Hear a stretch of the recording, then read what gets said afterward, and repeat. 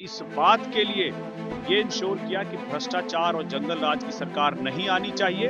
लोगों को एक नए विकल्प को देखकर उत्साह रहा है और बड़े पैमाने पर वोटिंग हुई है। इसने विश्वास बढ़ाया है हमारी डबल इंजन की सरकार के ऊपर, और मैं ये मानता हूं कि ये जो मत प्रतिशत बढ़ा है ये उसी विश्वास की वजह से बढ़ा है।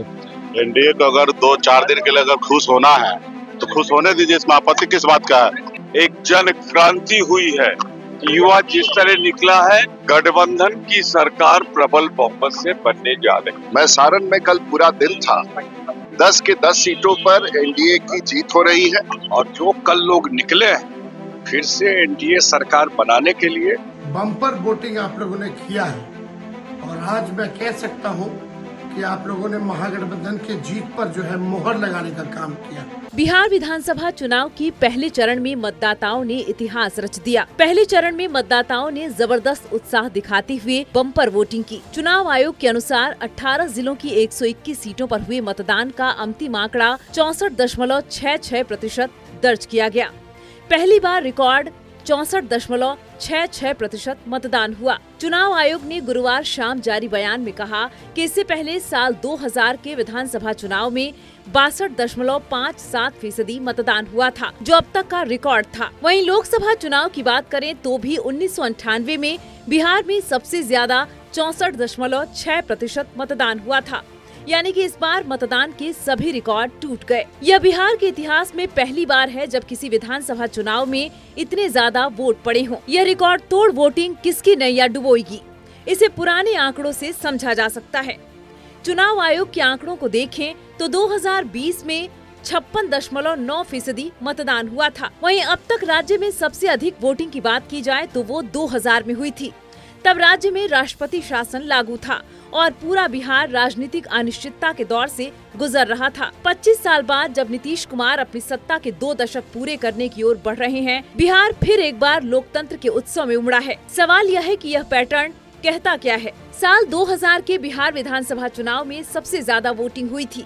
आरजेडी सबसे बड़ी पार्टी बनकर उभरी, लेकिन बहुमत से कुछ सीटें कम रह गयी। जेडीयू और बीजेपी अलायंस में थे। कांग्रेस और कुछ अन्य छोटे दलों को कुछ सीटें मिली थीं। राबड़ी देवी ने बहुमत होने का दावा किया और फिर मुख्यमंत्री बनी। उनकी सरकार 2005 तक चली, जब राज्य में राजनीतिक अस्थिरता के बाद विधानसभा भंग हुई और दोबारा चुनाव कराए गए। आंकड़ों के मुताबिक बिहार में 1951 से अब तक विधानसभा चुनावों में मतदान का प्रतिशत सिर्फ 4 बार घटा है। बाकी हर बार लोगों ने पहले से ज्यादा उत्साह दिखाया। अब 2025 में मतदान 64.66% तक पहुंचा है। इसने न सिर्फ पुराने रिकॉर्ड तोड़ दिया है, बल्कि पिछले 7 दशकों की पूरी वोटिंग ट्रेंड लाइन को ऊपर उठा दिया है। यह बता रहा है कि SIR क्यों जरूरी था। बिहार की राजनीति में अक्सर कांटे का मुकाबला देखने को मिलता है। यहाँ कुछ प्रतिशत मतदान का इजाफा भी नतीजों को पलट सकता है। पहले कहा जाता था कि अगर मतदान प्रतिशत बढ़ा तो सरकार के लिए मुश्किल समझो, लेकिन बीते कुछ सालों में यह पैटर्न पूरी तरह बदल गया है। कई राज्यों में एंटी इनकम्बेंसी से ज्यादा प्रो इनकम्बेंसी नजर आई है। आंकड़ों को देखें तो जिन 11 चुनावों में मतदान प्रतिशत बढ़ा, उनमें से 5 बार सत्तारूढ़ दल की सरकार में वापसी हुई है, लेकिन जिन 3 बार मतदान घटा, उनमें से 2 बार सत्ता पलट गयी। यानी बिहार में वोटिंग इस बात का कोई इशारा नहीं करता कि लोग गुस्से में वोट कर रहे हैं या समर्थन में। 2010 के बाद प्रशासन एक्टिव हुआ, सड़कें बनी, लोगों का पोलिंग बूथ तक पहुंचना आसान हुआ। 2010 का चुनाव बिहार के लिए टर्निंग पॉइंट था। लंबे समय बाद मतदाता गांव से निकलकर बूथ तक पहुंचे। तब बिहार में औसत वोटिंग एक झटके में 5% तक बढ़ गया था, क्योंकि वोटर सुरक्षित महसूस कर रहे थे। महिलाओं की भागीदारी अचानक बढ़ गई थी। लगातार उन्होंने पुरुषों से ज्यादा वोटिंग की। एक बार फिर इस बार के चुनाव में मतदान के दौरान महिलाओं की भागीदारी बेहद उत्साहजनक रही। पिछली बार के मुकाबले इस बार मतदान में इजाफे ने चुनावी सरगर्मियों को और तेज किया है और यह दिखाता है कि बिहार के लोकतंत्र में जनता की सक्रिय भागीदारी बढ़ रही है। फिलहाल ये तो आंकड़ों और अनुमानों की बात है, लेकिन वोटर्स की इस जागरूकता से पार्टियों का जोश हाई है।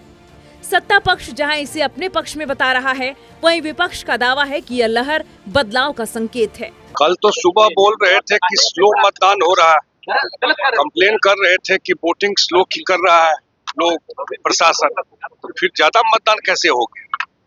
इसलिए ज्यादा मतदान बिहार में 5 से ज्यादा वोट 2010 में पड़ा, तो सरकार के लिए पड़ा था ना।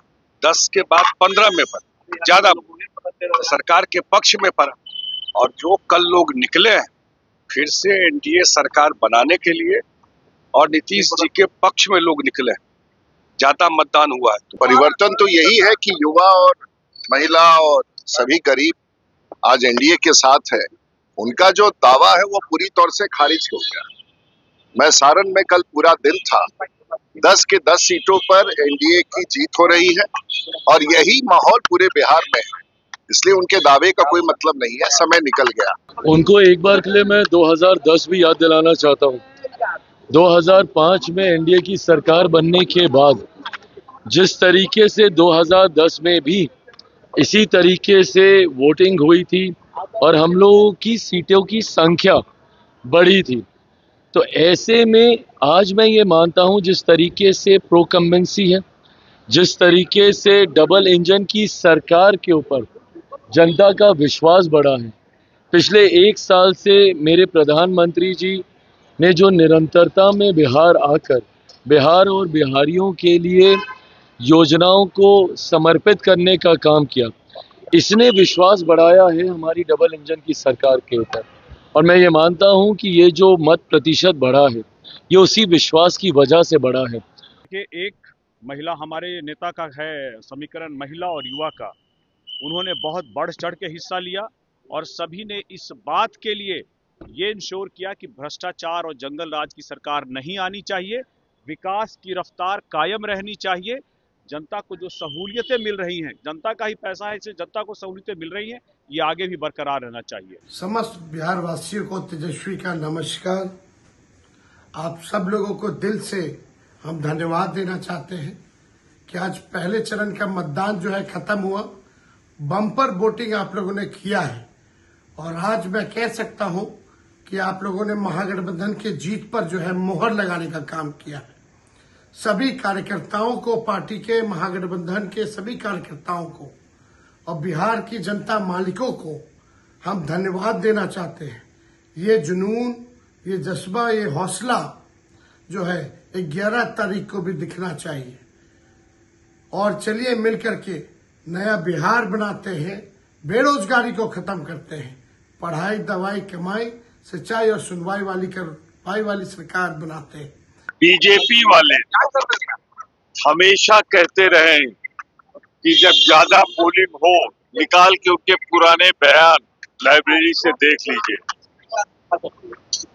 कि जब भी ज्यादा वोट पड़ता है वो एंटी इनकम्बेंसी का वोट होता है। इनके सारे बड़े नेताओं ने कहा है, तो आज पलट क्यों रहे हैं?